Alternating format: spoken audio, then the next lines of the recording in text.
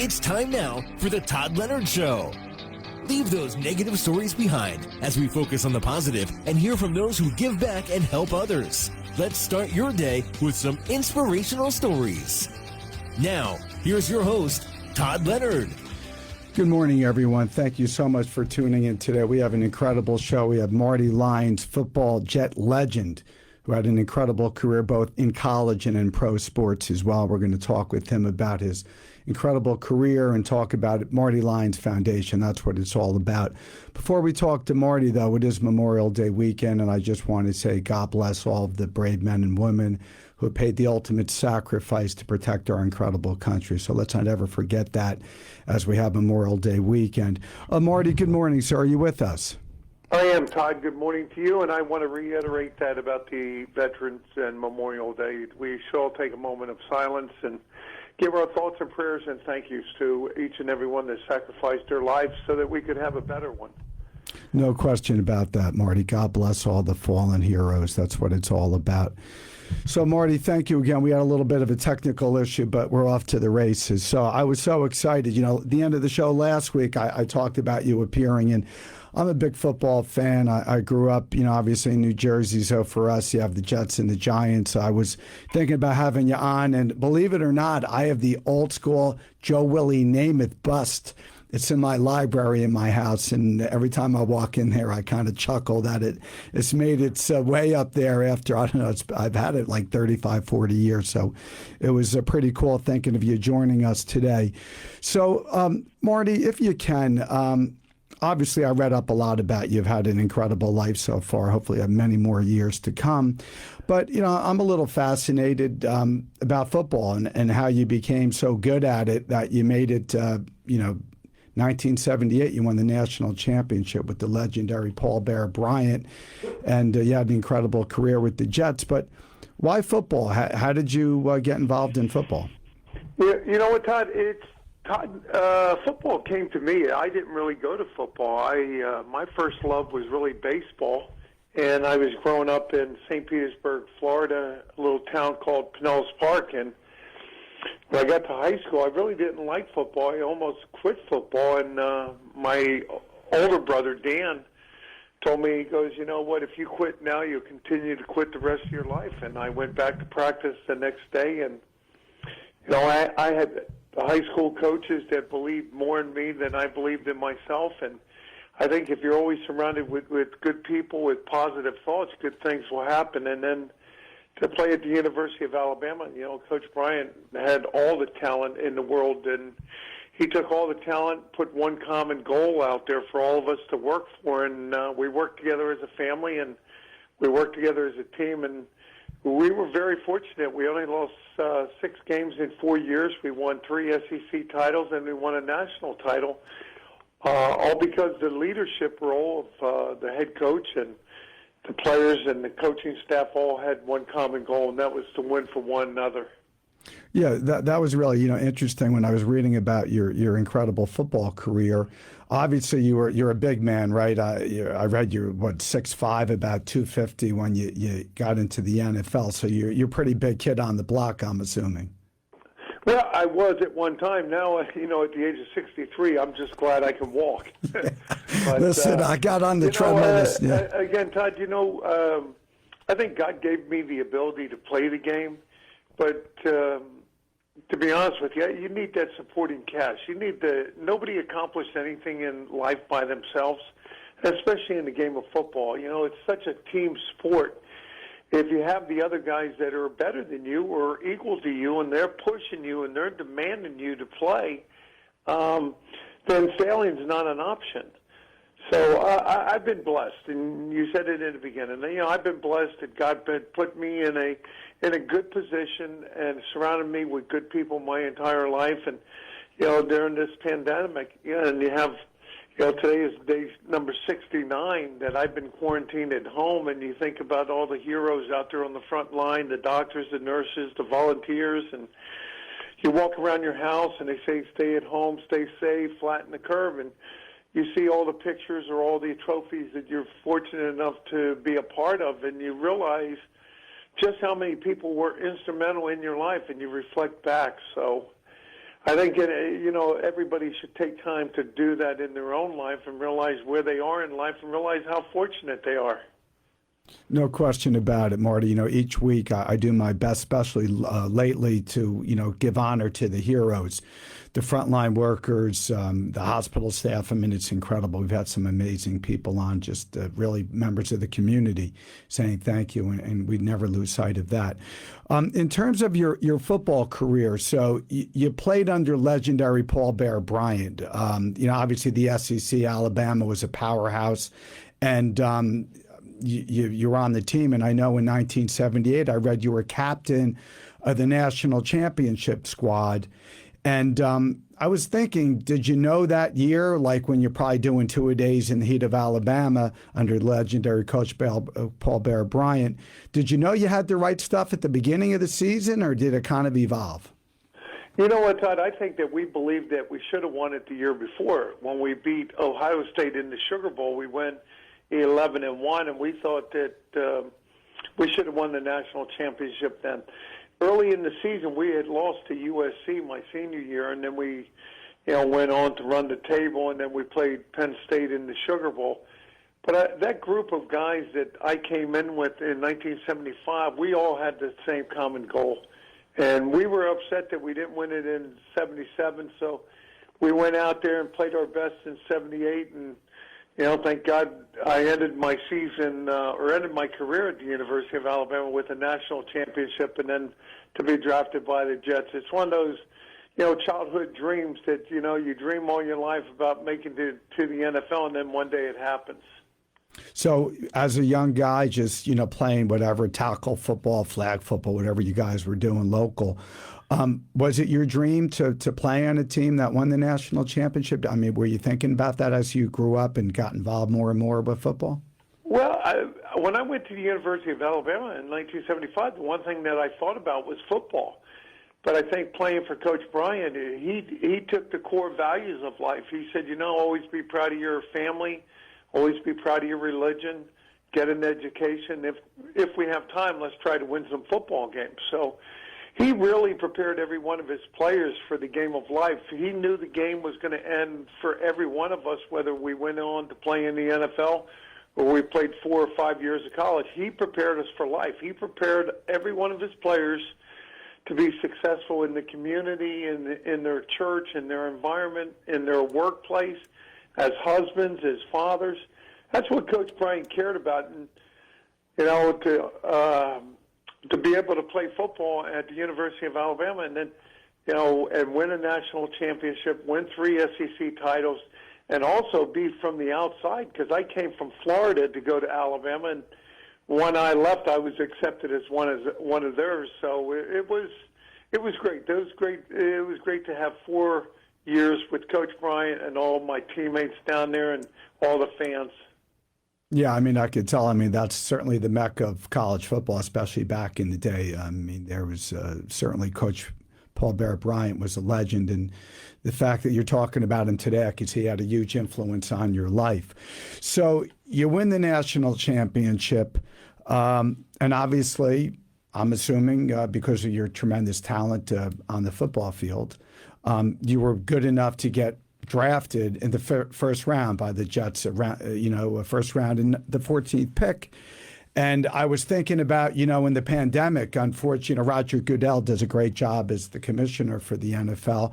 They had the virtual draft this year. Did you go back in time and think about your personal experience when you were, selected? You get a call, I'm assuming, and wow, I'm picked by the Jets. What was your thoughts this year with the pandemic in terms of just, the virtual draft? Well, I thought Roger did a great job also. I thought he was more personal to the fans. The first night he came out in a sport coat. The second night it was, a sweater. And the third night he was, in a T-shirt. But when I got drafted in 1979, there wasn't any combines. There wasn't any ESPN drafts. Matter of fact, my oldest brother, Jim, called me and said, hey, the Jets just drafted you. And I hung up the phone with him, and then I got a phone call from the Jets. So,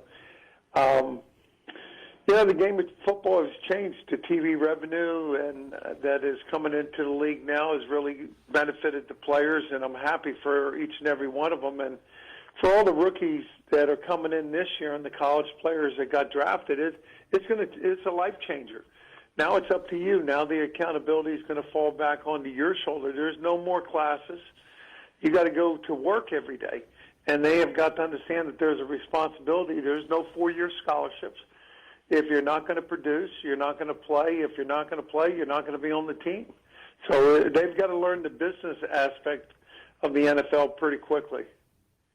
Right. I mean, there's no question. There's a lot more facets to the game. I didn't realize. I was trying to think about what it was like back, in the late 70s. But the NFL draft, I mean, it's a huge event. I mean, people look forward to it.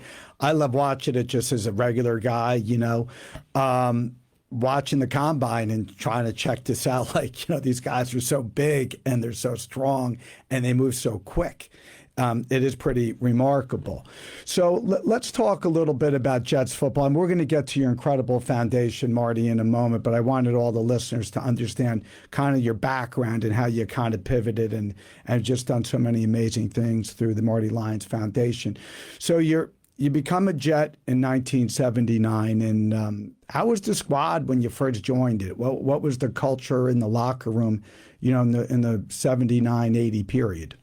Well, we had two good leaders at that time in the locker room. We had Joe Klecko, Greg Buttle on the defensive side. On the offensive side, you had Richard Todd, and I was very familiar with Richard because he was a quarterback at Alabama when he was a senior when I was a freshman. So he kind of took me underneath his wing, and they accepted me right away. They went from a 3-4 defense to a 4-3, meaning they went from 3 defensive linemen to 4 defensive linemen, which meant I had a starting position when I came in.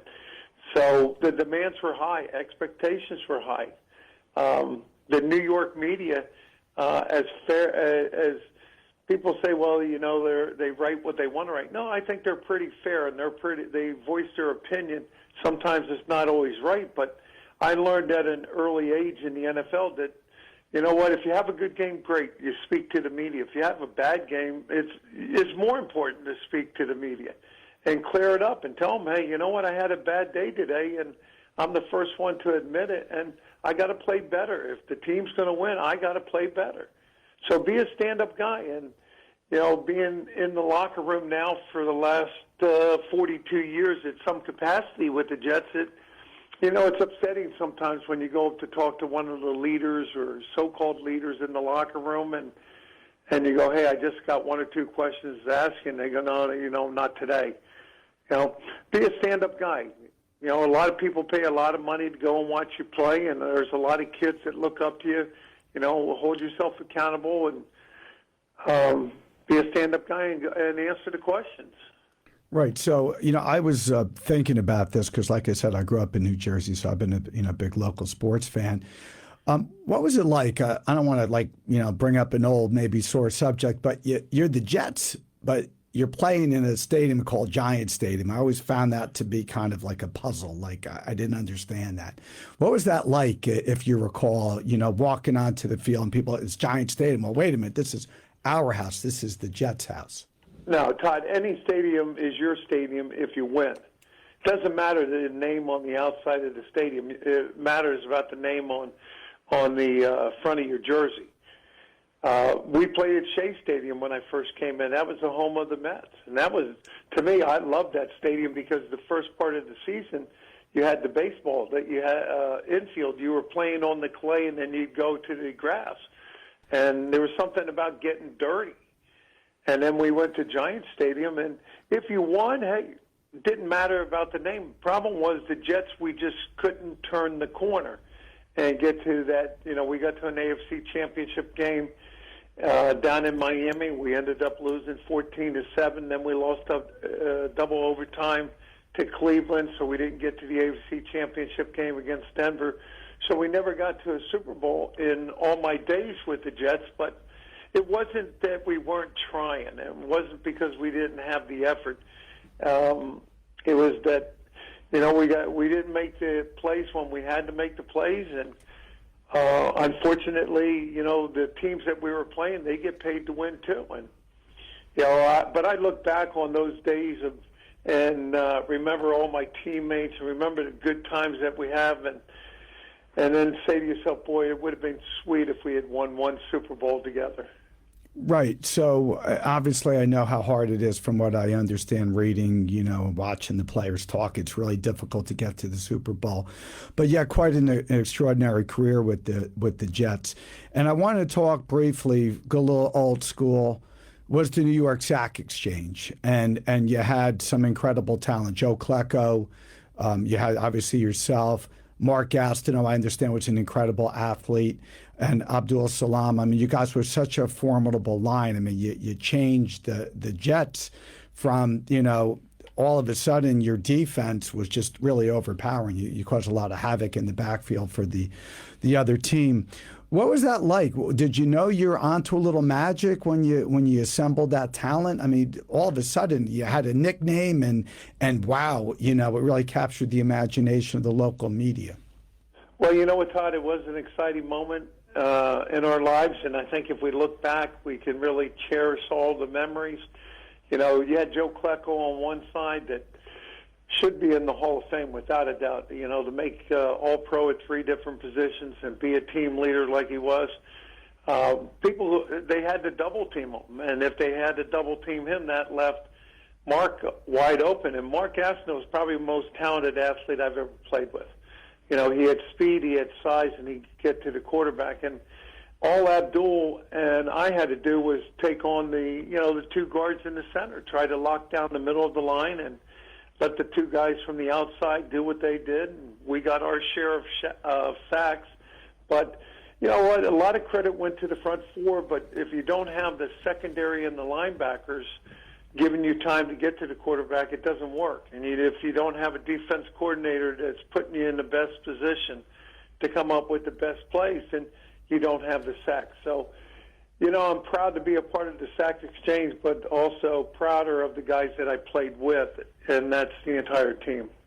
Marty, what's striking to me is you sound like, even just to this very day, just a great teammate, a kind of guy that anybody'd want to be in the trenches because of just the values that you have. So, Marty, I never had the privilege of meeting you. I never really spoke to you until really this morning, and I just felt great that you're willing to come on the show. My show, we talk about things that people do to lift up the community and make the world a better place.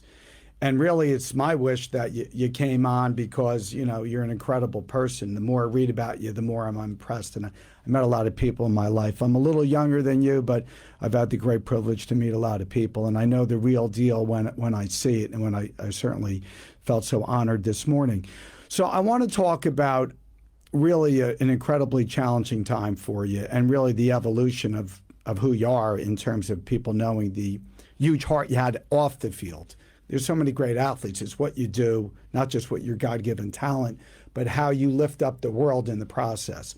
So let's go into March of 1982. I mean, you're part of the New York Sack Exchange. You're playing in New York, New York. If you can make it there, you can make it anywhere. And you're blessed with the birth of your first son, right, Rocky, on March 4th, 1982. So, yeah, obviously we're on the top of the world at that point, right? I'm assuming you're feeling like, wow, like, how good can this get? Am I right? There's no better feeling. Yeah, I'm blessed with 2 young boys, so I can certainly understand a little bit more what we're going to talk about the week of March 4th. So March 4th, Rocky's born. You're on the top of the world. Your dad's Leo, am I right? Your late dad, Leo? Correct. Right. So your dad, I'm assuming, is a big part of your life? A very big part. Right. And so what happened that week after, Rocky's born? What happened next? Well, Rocky's born on March 4th. My dad suddenly died of a heart attack on March 8th, and a little boy named Keith that was 5.5 died on March 10th of leukemia. And, your whole world turns upside down. And the first thing that you do is blame yourself. And then you start blaming, the man upstairs. I was going, God, why are you doing this to me? What am I doing wrong in life? That you would bless me with a healthy son, but take away 2 people that I love, that two people that are a big part of my life. And the more that I asked why, the less I found an answer. And a couple months later, you wake up, you look in the mirror, and you realize that death has turned you into somebody you don't even like. And then I realized, too, that, Coach Bryant was just a teacher in the game of life. And he once told me, he said, a winner in the game of life is a person that gives of themselves so others can grow. And I never knew what that would really mean in my life, and it never really thought about it. But all of a sudden, it came out of nowhere. Here it is. Coach Bryant had prepared you for this moment. What are you going to do? You're going to keep running? You're going to keep complaining? That you're going to say, why me? And what you're really saying is, why not somebody else? You're in New York. You're playing for the Jets. You're in the media capital of the world. Use your name. Use the platform that God gave you and start something for these kids that are being cheated out of life. So I sat down with a teammate of mine, Kenny Shroy, and I said, Kenny, what if I start a foundation for terminally ill children, take their greatest wish in life, make it become a reality? He goes, I'm with you. So between Kenny and 4 other people, we wrote to Albany. We got listed as a nonprofit organization. Then we had to raise money. So the good people of the tri-state area just opened up their hearts and opened up their wallets. And the next thing you know, 38 years later, we've raised over $35 million. We've helped close to 8,000 families. And we're in 10 states. So, out of something that was so devastating, in a matter of 6 days, so much good has come out of it. Well, Marty, that's why I had you on this morning, is because this story is so compelling to me. And I've had some remarkable people on, and they all have a common theme, is they found a purpose in life. It takes people, who knows, sometimes people never find their purpose, but you found your purpose through some tremendous adversity. I was thinking about, I lost my mom November 10th, 2013. I had incredible parents. Everything in my life I just owe to my parents. They just taught me so many things about life and what it's important. And the next day I found out my wife was pregnant, my wife Jane. I don't know if she's listening or not. I hope she is, but it's our anniversary tomorrow. So love you, honey, if you're listening. But my world turned upside down too, and I could certainly understand. You're at the highest moment, you're so low, and then you're high, and you're confused, but you found your purpose in life. So this is 1982. Now I understand you had a great owner, Leon Hess, right? Was part of the Jets. He was the owner. He was. Right. So you started this foundation in 1982, and do you remember the first wish you granted? Do you remember anything about that young person? Because I understand the mission of your organization. That's a big dog. I want to. Thankfully, I'm in the studio in your home. But do you remember the first wish for the kids? Who it was? Yeah, without a doubt. His name was Stephen. He was 17 years old, and he had lymphoma. And he actually did the press conference with me when we announced that I was going to start the foundation. Mr. Hess and the Jets let me call a press conference, and Stephen got up to speak, and his wish was to go to the Super Bowl. And the Super Bowl wasn't being played till January, and it was down in Tampa, and it was the Redskins versus the Oakland Raiders. And unfortunately, Stephen passed away before that wish was fulfilled. And I remember going to the wake and telling his father how much and how grateful I was for Stephen to be a part of the press conference. And his father looked at me and he said, can I ask you a couple questions? I went, yes, sir. And he said, how long do you plan on doing this? And I said, well, hopefully I can do it a lifetime. He said, can I give you a little bit of advice? I went, yes, sir. He said, do it because you want to do it. Do it because it feels good in the heart. Don't do it because you want to read about it. He said, Stephen was so happy and so proud. He was in every newspaper as your first recipient. He said, but the next day I went back to work. And I've worked at this same place, same environment for the last 20, 25 years. And he goes, when I walked in there, I had coworkers walk right by me. They didn't know what to say. He goes, they didn't even know I had a child that was sick. And I took that to heart, and I realized that a lot of these families don't expose their children. And he was exactly right. You don't want to do things in life because you don't want to have people, telling you how good you are. Do it because it's the right thing to do. Don't do it because you want to read about it. Do it because it changes people's lives. And in doing so, it's going to change your life. It's going to make you feel good. It's going to make you, as you said, Todd, have a purpose in life. People that are successful realize that they have a purpose in life, that they can change the way people think, change the way people act, and make an impact. Not an impression in life, but make an impact. And every one of us have a chance to do that. You don't have to be a professional athlete. You just have to take time to care. You have to slow yourself down, realize how fortunate you are, how blessed you are, and when you walk by somebody, even if they're a stranger, say something nice to them. Ask them how they're doing. Because you know what? You never know. That might be the only thing that they hear all day that makes them feel good. I've been very fortunate, blessed to travel the country and do speaking engagements. I'll never forget, I was in a Baptist church in Alabama, and I believe the year was 1988. And the minister got up that day, and he started to read from the book of Luke. And I was in the back end of the church. So he said, he started to read, and he would pause, and he'd say, and it says here, he who has much, much is expected. And then he would read a little bit more, and he'd stop, and he'd give that quote again, he who has much, much is expected. But the funny thing about it, Todd, is every time he said it, I thought he was looking straight at me. And I was in the back of the church. So I'm going, wow, man, this is strange. So the third time it happened, I actually stood up and looked behind me to see if there was somebody else he was talking to. And when I got done, I was in church with my buddy Rich Wenga, who played for the Green Bay Packers. I said, Rich, how did that happen? How did you do that? And I told him the story. He says, no, man, that's your message.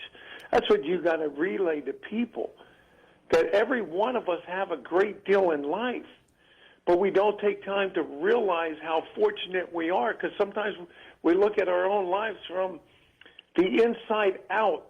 And when you look at it from the inside out, it gets distorted. Jealousy comes in. You're looking at coworkers going, wow, I work as hard as him. Why shouldn't I have what he has? But look at your own life sometimes from the outside in, and you realize how fortunate you are, the family that you have, and how blessed you are. And as soon as you're able to do that, then you put the back end of that quote on, much is expected. Because your own expectations will raise. Your own expectations will demand you to do more. And I can't tell you how much that one event at that church in 1988 just changed my life. Yeah, it sounds like an incredible experience. Marty, we're going to take a really quick break. We're going to be back in 30 seconds to continue this incredible interview with you. We'll be right back. The Todd Leonard Show is sponsored by the Leonard Foundation, whose mission is to support the children and families who are battling pediatric cancer and those in need of food and assistance, women's shelters, and other important social services in the community. They also proudly support those fighting pancreatic cancer.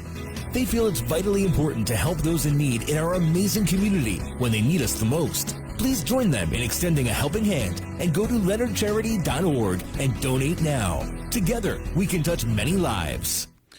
We're right back here with Marty Lyons, the incredible New York Jets legend, but in my opinion, a greater person off the field, starting the Marty Lyons Foundation, which I ask everyone to go and visit. I mean, it's an incredible cause, and donate from the heart.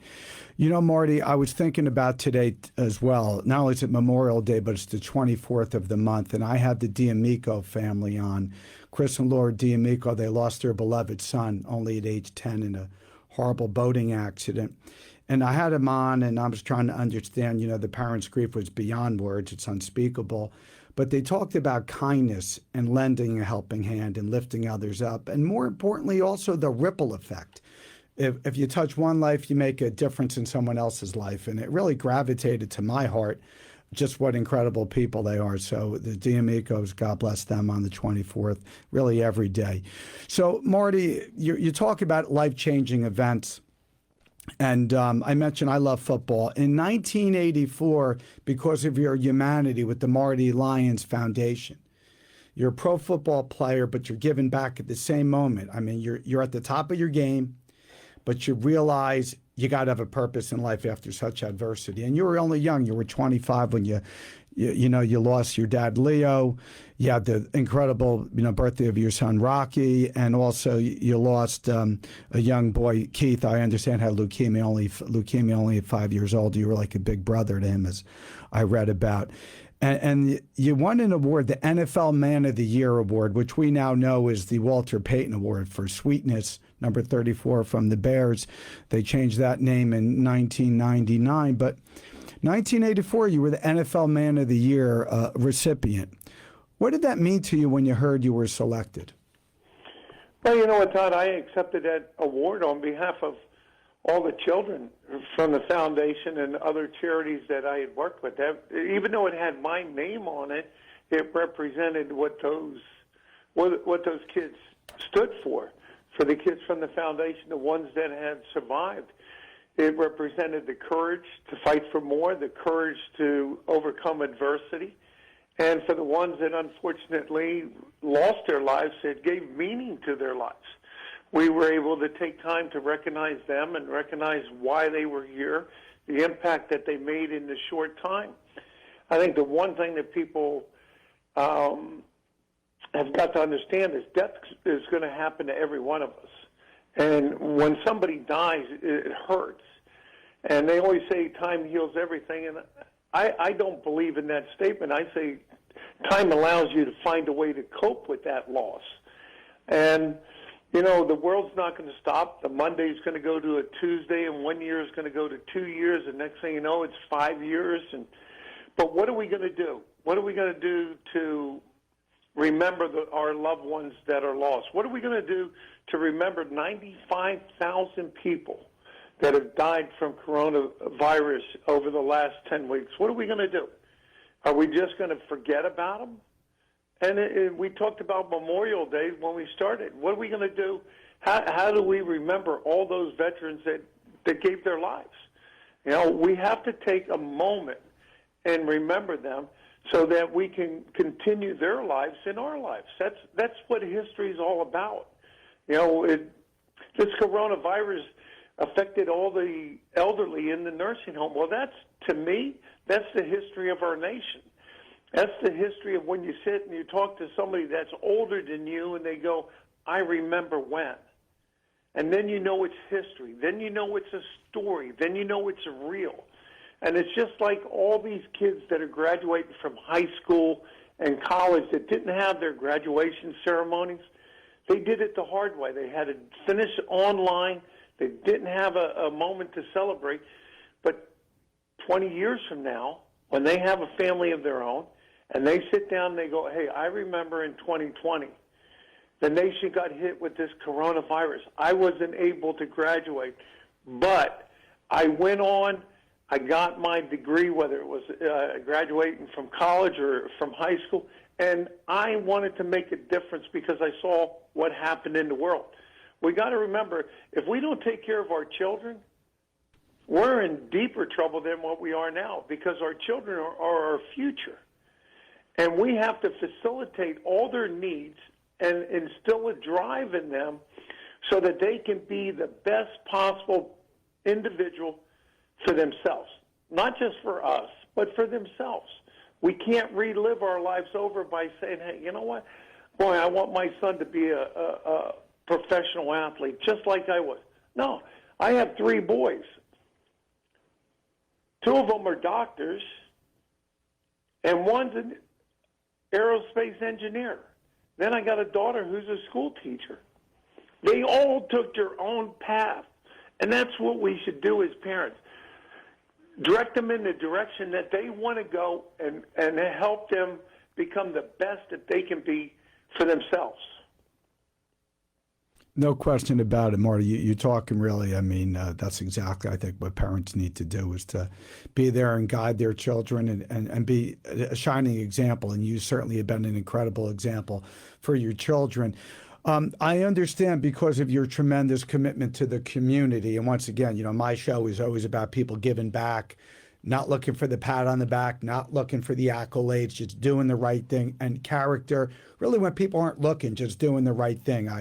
As you get older, you understand, I think, that more and more is you can kind of tell the real deal, as my late grandfather Pop would say, the real McCoy, or people just posing, and I know you know exactly what I'm talking about.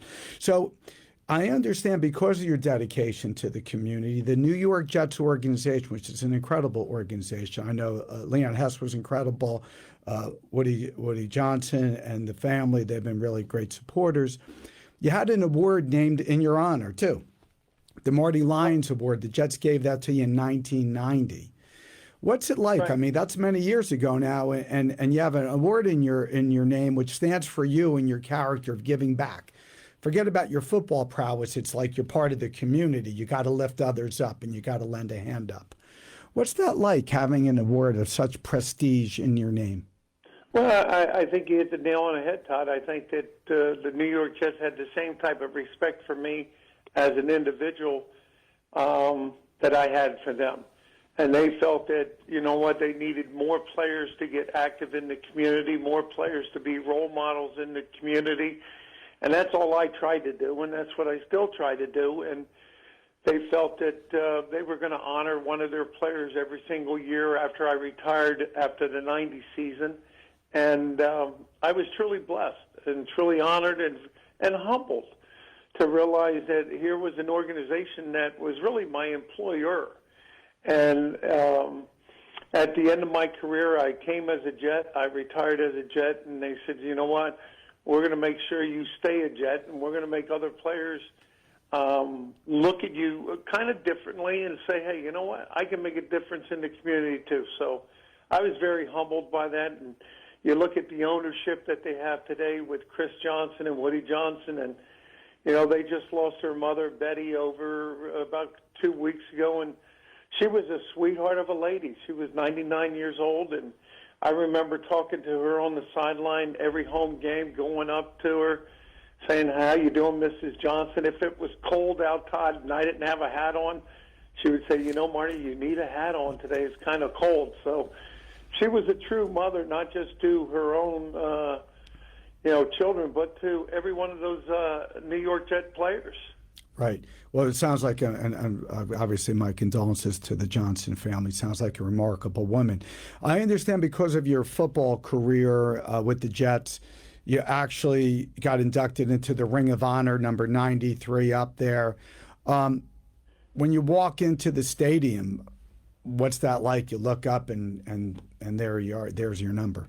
Well, you don't want to get caught up into it, but it does take your breath away at time. And again, in 2013, when the Jets made that announcement, I was taken back by it, and it was a chance for me to also, recognize my teammates, recognize the coaching staff that I was able to play with or play for, and also it gave me a chance to thank the fans. The fans have been behind me since day number one. I haven't done everything right. There were some games where I know I should have played better, but the fans were always there. Starting at Shea Stadium, we parked it right outside the Diamond Club, and at the end of the game, win or lose, we'd go out there and have a couple beers with all the fans and tell them how much that we appreciated them. I think the fans really realized that there are players that appreciate them. There are players that respect them, and we wanted to give them more. So in 2013, I remember the last line I said, my name will be their name forever in the Ring of Honor. It's a beautiful thing to say, Marty. I mean, obviously, I know you care so passionately about the Jets and the fans, and that's kind of the reason why you're a big fan favorite. I wanted to talk about, you mentioned about Coach Paul Bear Bryant, about education was really important to him. And I understand you kept your promise to Paul Bear Bryant, but more importantly, kept your promise to yourself. And on December 10, 2016, I do my research, so you probably wonder, wow, I knew that. In December 2016, what happened? What was special for you and the Crimson Tide and your family? Well, and you turn the clock back to 1979 when we won the national championship. I went out and played in the East-West Shrine game. Then I came back and played in the Senior Bowl. And by then, I was behind in my classes, and also I was, we didn't have the NFL Combine, so any NFL team that was interested in drafting you, they would fly you in and you would do a personal physical. So I found out that I was so far behind in classes, I was going to drop out of school. And the first person I had to tell was Coach Bryant. So I went into his office and I said, you know what, Coach, this is, I'm so far behind in my classes, I'm going to drop out of school. And he wasn't happy because he wanted everybody to get a degree and he wanted everybody to, graduate from the university. And he stood up and he stuck his hand out and he said, well, Marty, promise me one thing. You'll come back one day and you'll get your degree. And I went, yes, sir, and shook his hand. Well, Coach Bryant died on January 26, 1983, and I still hadn't gone back. And, it just haunted me, for a person that had so much influence in my life, that here I was, made a promise to him, and that I hadn't fulfilled it. So I went back and kind of worked it out where I could take online courses, and 41 years later, I graduated. Yeah, I was watching some of the footage. I wanted to make sure, obviously as prepared as possible. And I saw you've had your family there, your beautiful kids, and I could see the pride and joy in their eyes, and obviously it touched you as well. So for the listeners, you have a guy, Marty Lyons, incredible athlete, incredible person, tremendous character, but he kept the promise. And he saw through, getting his degree, and I'd say God bless you for that. Marty, I want to talk now about your foundation. And for the listeners, the Marty Lyons Foundation, please visit, please give to this incredible cause. I want to talk about it. Your organization for the last 38 years have raised over $35 million, have helped almost 8,000 kids and their families. And these are kids that are very sick. I understand for someone to go to your organization for a wish, they have to be very sick, which is very sad to hear. And what is it like for you and your incredible team on the foundation when you get these requests for the wishes? I know you not only give first wishes, but you give in second wishes, which is really unheard of. What's it like, Marty? Well, it's very rewarding because you know that if you line up 10 of these kids, 6 of them may not make it to the age of 18. We're dealing against time. So we get to know them, we get to know the families, and all we try to do is have an impact on their lives and let them know that they are important. That's the one thing about playing in the NFL and playing at the University of Alabama. Every time I ran out on the field, whether it was JETS, Jets, you felt important. And I wanted to give these kids an opportunity to feel important and to create memories, not just for them, but also create memories for their families. And it's been absolutely incredible. It's been a life lesson for the last 38 years of determination, of courage, of fight. And I tell you one thing, Todd, none of these kids that I have worked with, none of them fear death. I walk in there, and you always try to give them words of encouragement. And I remember another boy named Steven, and he came down with a brain tumor in between his junior and senior year in high school and went from, 160, 170 pounds to about 110 while he was going through his chemotherapy. And I walked in his house, and there he sat on a couch wrapped in a blanket, had a trash can next to him because he was throwing up. And you walk over to him, you give him a hug, and you say, hey, Stephen, you know what? You keep fighting, never give up, and everything's going to be all right. And without any hesitation, he looks at me and he says, I know it is. I'm going to go to heaven. Now, what kind of response do I need to give him after that? Here he is, a 17-year-old boy dying of cancer, telling me, hey, if you have faith, don't fear dying. A strong message that he gave me that day. I went back to see him the next day with Herm Edwards, and when we got done, Herm goes to him, hey, Stephen, if you need anything, you contact Marty. Marty will contact me. We'll make it happen. And Stephen looked at him and he said, well, Coach, if you could call my dad. He's really the big Jet fan. So Herm walked over, took the house phone, called his father, talked to him for about 10 minutes. On the way back to the Jet complex, I looked at Herm and I said, Herm, isn't it amazing what we can learn if we take time to listen to those that are less fortunate? And I told him about going to heaven the day before. I said, today you asked him, hey, Stephen, if there's anything I could do for you, you let me know. And instead of thinking about himself, he thought about his dad. That's incredible. Marty, this is the kind of stories, it's powerful, it's emotional. Marty, for the folks that are listening, what's the website? How do they reach you if they want to make a donation, give words of encouragement, support? MartyLyonsFoundation.org. And any donation Todd, would be greatly appreciated. I know all nonprofits are hurting right now because of the coronavirus. We haven't had but one fundraiser all year. We're going to make the announcement within the next week or so that we're not going to be able to have our celebrity golf outing, which, we've had for 34 years straight. And right now we're about $500,000 behind where we should be. So every little bit, every dollar is going to make a difference in somebody's life. And, we're dealing against time. These kids, some of them only have time.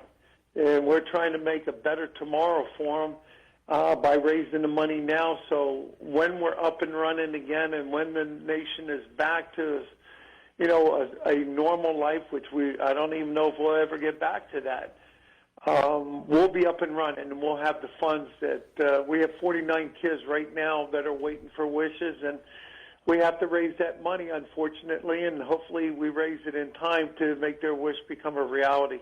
Yeah, I was thinking too, Marty, it's the MartyLyonsFoundation.org for the listeners, and we have a really great following, and I hope they reach into their pocket and reach into their heart and listen to today. And what Marty's talking about is making wishes come true for very sick kids, and you mentioned time, and everybody wishes for different things, but if you think about it, when you have a sick kid and time is really of the essence, now's the time to make a donation since you want to make it real and make it happen and lift up them and their families for what they're going through. There's no question about it.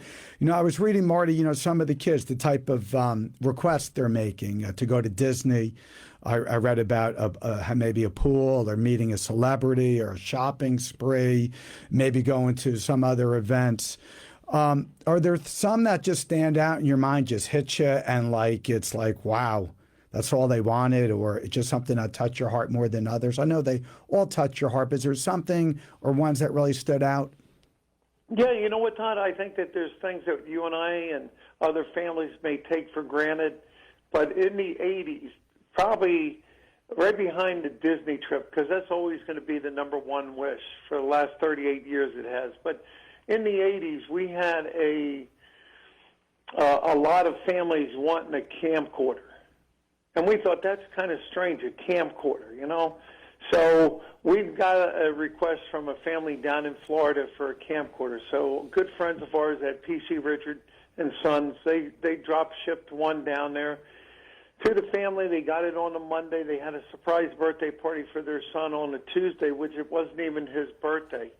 And their son was in the hospital. And then on Thursday of that same week, their son passed away.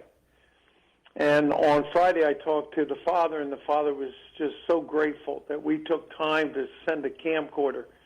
He said, if it wasn't for you, it wasn't for your organization, we would have nothing to hold on to. You created memories for us. So something that we take for granted, something that we think that, well, why don't you just go out and get a camcorder? But people don't understand, when you have a child that is sick, all your resources are going to try to save your son or daughter's life. And then if there's other siblings involved, there's a responsibility to them. So most of the time these families are financially stressed. And I've worked with families that at the end of when their child passed away, the social worker will call me and say, hey, Marty, we have a problem. The family doesn't have any money for a funeral. And that was an incredible story that happened to me with Stephen, the one that told me he was going to go to heaven. And I was sitting at work one day, and I got that phone call, and I work for a company called the Atlantic Group, which is right here in Amityville, and the social worker said, the family doesn't have any money for the funeral. How can you help? I said, well, how long do I have? And she said, well, I can give you an hour, but then we got to start making other phone calls. So Mike Ryan, who owns the Atlantic Group, came in, and in my office, I told him what was going on. He said, well, it's pretty easy. I said, what do you mean? He goes, I'll write a check for $3,000. My partner will write a check for $3,000, and you personally write a check for $3,000. There's our $9,000. And to this day, it's the best $3,000 I've ever spent. And some people, Todd, will say, how could you do that? You only met him. I said, but you know what? He was a teacher in the game of life. He taught me two valuable lessons. One about faith and one about if there's somebody out there that you really love and you really appreciate it, don't take for granted that they know. Call up and tell them. Because if you don't tell them today and you think you can do it tomorrow, they may not be here tomorrow.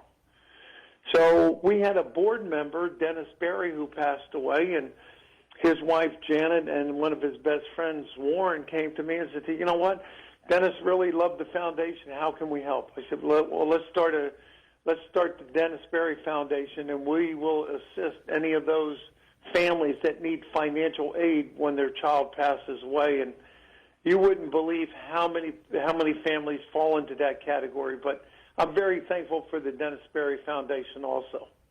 Yeah, Marty, I mean, these are really just, this is reality. I mean, this is what it's about. You're helping kids and you're helping their families. And sadly, despite everything, love and support and prayers, I really believe in the power of prayers, of course.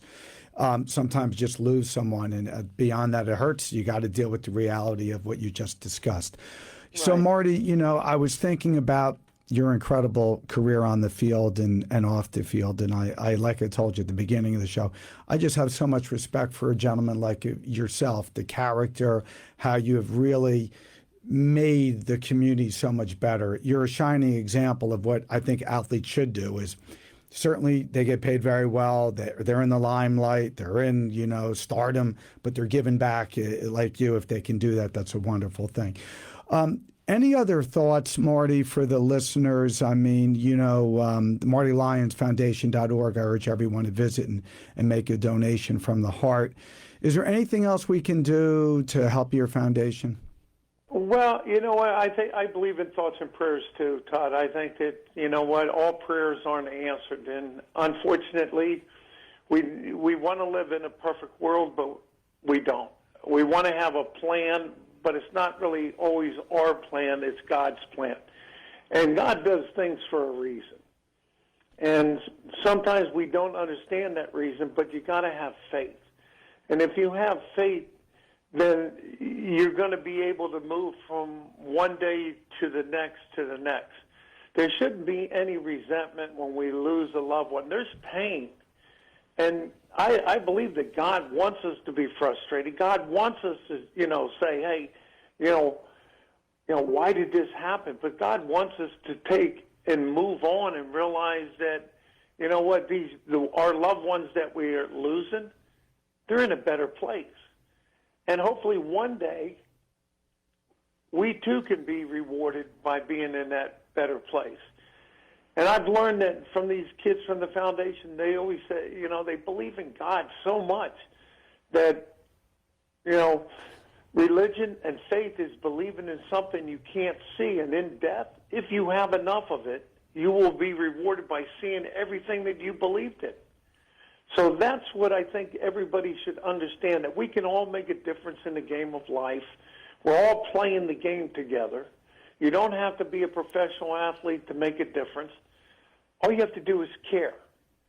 Whether you have the money or the resource, then donate it. Donate it to a foundation that you believe in that you know that you're making a difference in. If you don't have money, donate your time. Everybody's looking for volunteers.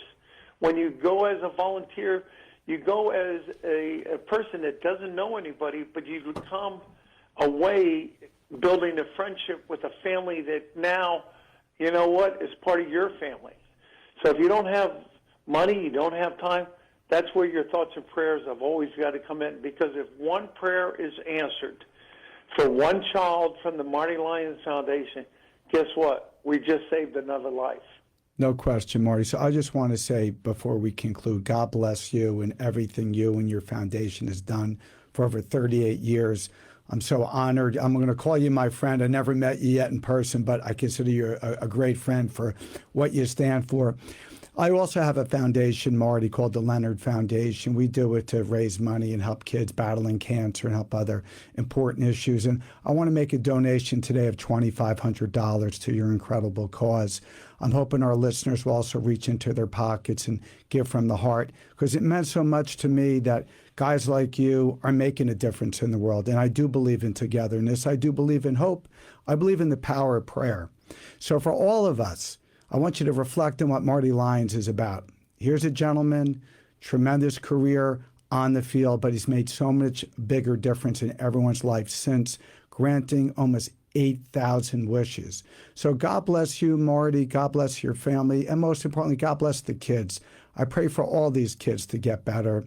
And once again, everyone, let's work together. We can make a difference. We can make the world a so much better place. God bless you. Hope you tune in next week. I have Canvas of Hope on, my really good friend Linda Graziano from Springfield, and she's going to talk about all the things she's doing to help the community as well. God bless and take care of each other.